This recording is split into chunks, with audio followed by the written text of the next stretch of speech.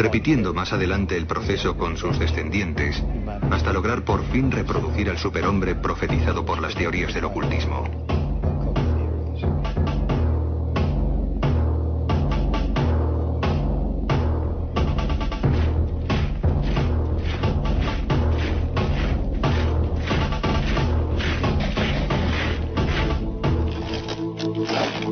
Hitler proclamó: cada 700 años la humanidad avanza un paso más.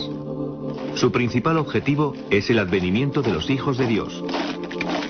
Todas las fuerzas creadoras se unirían para formar una nueva especie que sería infinitamente superior al hombre moderno. Lo único que debían hacer los arios para recuperar sus poderes mágicos era volver a purificarse, logrando de esta forma restablecer su identidad original de hombres dioses.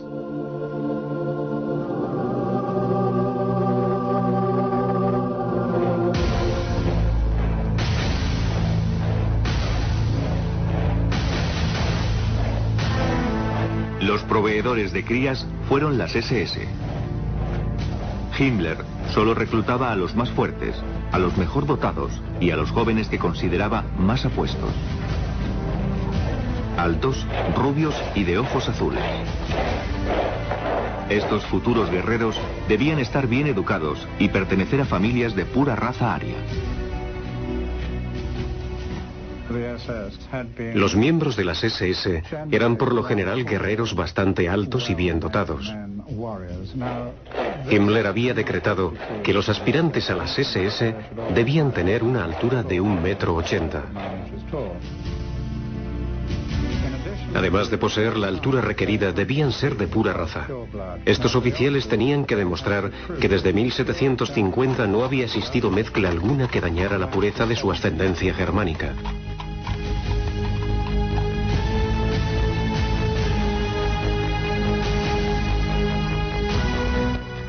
Los 3 millones de militantes que en su día tuvieron las SS de Himmler fueron animados a engendrar tantos hijos como les fuera posible, sin tener en cuenta su estado matrimonial.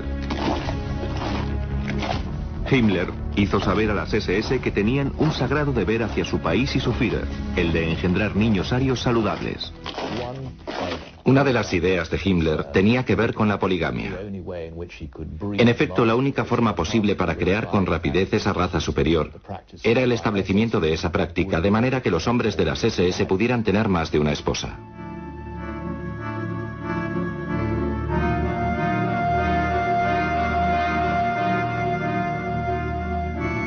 En 1935, Himmler creó el programa de las SS Lebensborn, que significa fuente de vida. Este programa fue diseñado para facilitar el nacimiento, albergue y crianza de tantos niños de pura raza aria como fuera posible. El programa de Himmler fue documentado con imágenes reales que mostraban a los recién nacidos del programa de Lebensborn.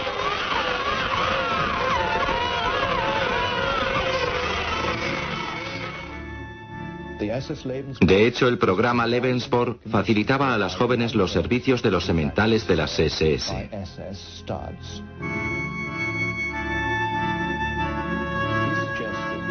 Himmler aconsejaba no renunciar a los placeres de la maternidad a las jóvenes arias alemanas que no eran capaces de encontrar novio o marido.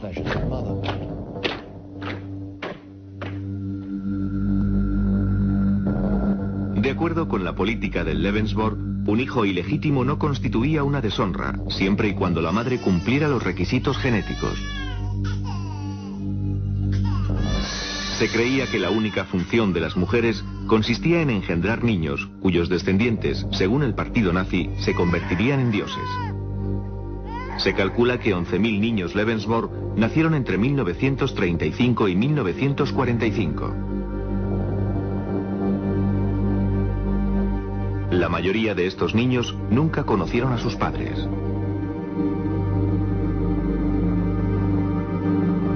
El semanario de las SS afirmaba: solo cuando el número de cunas sobrepase constantemente al número de ataúdes, podremos mirar con alegría hacia el futuro. Los niños nacidos bajo el programa Lebensborn se convertían de inmediato en propiedad del Estado. Algunos fueron criados en hogares Lebensborn, mientras que otros fueron adoptados y criados por familias pertenecientes a las SS. Durante la guerra, los niños con rasgos arios fueron raptados en los países invadidos, siendo enviados a los hogares Lebensborn en Alemania. Los documentos nazis indican que solo en Polonia 200.000 niños raptados fueron a parar a los hogares Lebensborn, donde recibieron un profundo entrenamiento en todo lo referente a la cultura y mitología nazi.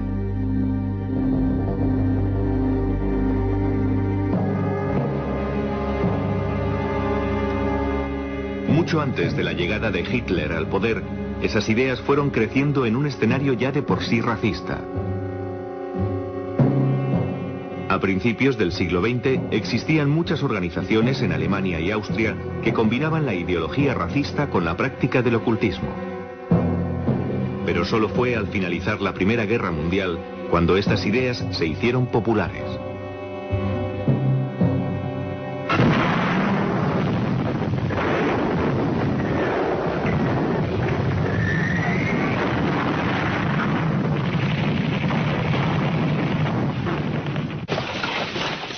Al final de la Gran Guerra, el una vez poderoso imperio alemán había sido desarmado y se encontraba a merced de las naciones vencedoras. En las antes prósperas ciudades, los veteranos mutilados vagaban por las calles como fantasmas de otra época. Alguien que haya crecido en Berlín durante los años 20 recuerda un paisaje urbano repleto de mutilados de la Gran Guerra, carentes por supuesto de pensión o pertenencias, que sin piernas o brazos mendigaban por las calles. Era la gran miseria que reinaba en las ciudades. Millones de personas se encontraban sin empleo y la inflación era galopante. Con la recesión, el hambre y la pobreza se encontraban por doquier. He visto muchas manifestaciones antes de que Hitler subiera al poder. Enormes concentraciones causadas por el sufrimiento de la gente, el masivo desempleo que originaba la pobreza y los gritos reivindicativos como «dadnos pan, dadnos trabajo».